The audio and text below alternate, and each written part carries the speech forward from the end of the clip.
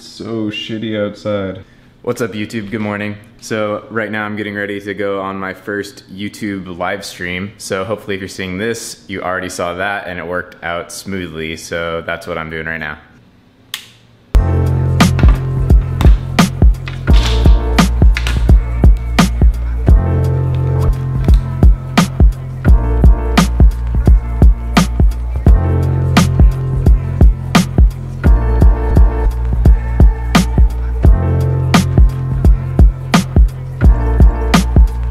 You guys are gonna be in the vlog too. What's up?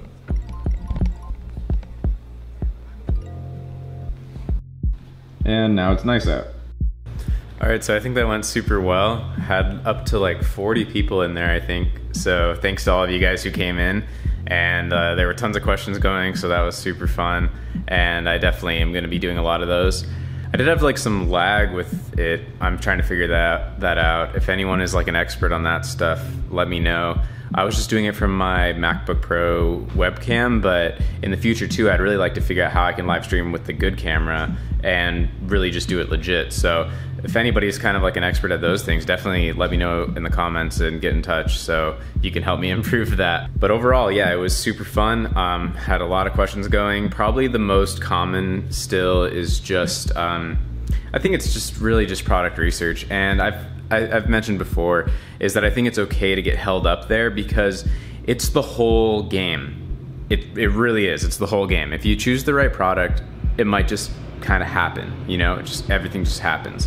Whereas if you choose the wrong product, you might go down the rabbit hole of optimization for the next forever and it just might never take off. So don't feel bad if you're taking your time with product research and selection because it's the whole business. And once you get a product up and running and it is successful, there's not that much work in keeping it going. So the major work really is up front. It's picking that product and then obviously like, you know, getting it created and all of that. But even that, the biggest thing is just picking the right product. So a lot of you seem to be like feeling really bad that you haven't found one like right away or whatever, but just be patient on that. And you know, the more research you can do, the less risk it will be because you'll be more confident in that choice. So even if you think you found the right one, you know, watch it for a couple weeks or whatever, or a couple months, I mean, maybe, and just see what it's doing, see how the landscape of competition changes, because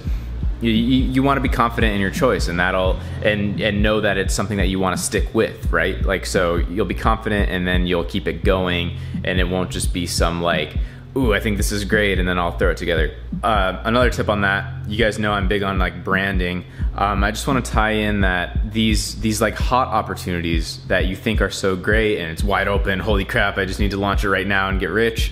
Those opportunities don't last typically. Like, I've been in opportunities like that, and yeah, they might go well for a little bit, but those are the ones that 50,000 other people are gonna find. So, you know, think about brand, think about long-term, think about your second, third, fourth product around that first choice, and make sure you're going into something that you want to stick with.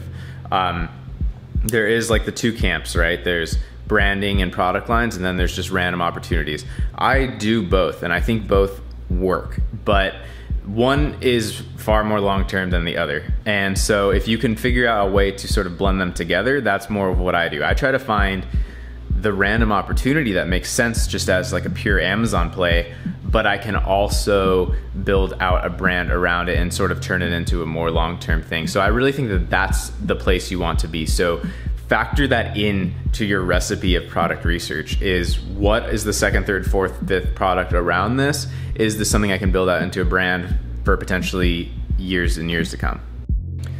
So now I'm heading over to a meeting with my friend Otto. Shout out to Otto, hustler that I met through the videos. He contacted me, sort of helping each other out with some stuff. So have like a cool little exchange going. He has a really legit social media marketing agency. He's doing really well with that, and he flips cars, just into cool stuff. So, and then I'll help him with some of his Amazon stuff that he's getting going.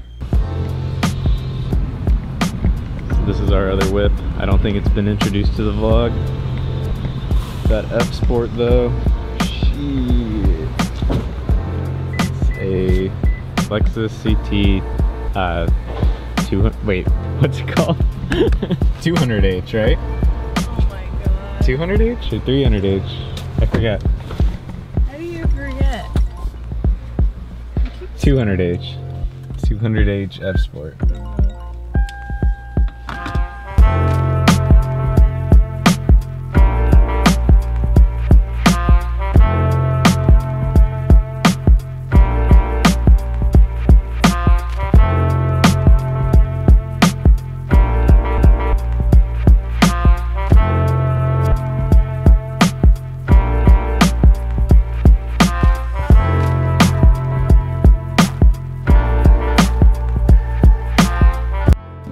Alright, so that went really cool.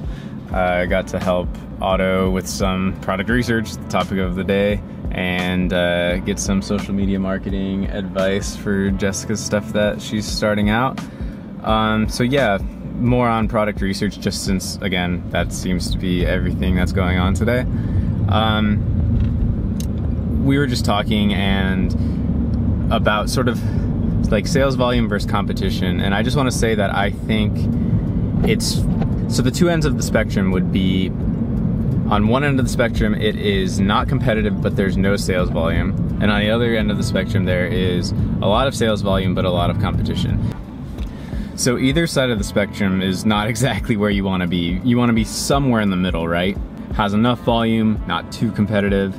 But what I was telling Otto and what I'm telling you guys now is that I would rather, out of the two extremes, I think it's worse to be on the end of the spectrum where there's just no volume. Because then even if you're the best, there's nothing to win.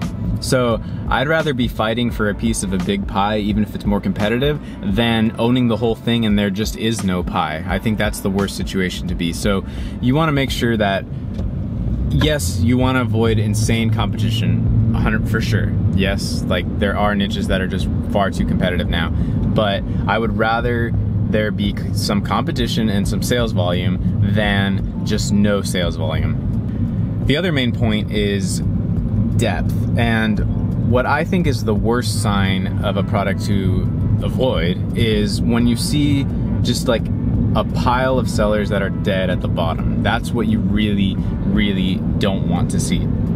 So in the number of competitors that are doing well, that really, really varies. You know, it might just be a few, it might be a lot. It depends how big the market is, right? How much overall sales is there in that market.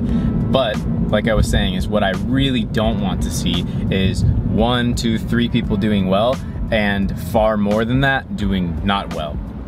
I just want to think, can I get into this mix and do well, right? And if the mix is mostly a lot of people doing not well, then I don't want to be stuck with those guys. So I want to find something that has the right competition where I feel like I can just get involved into that mix, maybe even just be middle of the road and still probably be doing pretty good. Eating some grain-free tortilla chips. These are super good.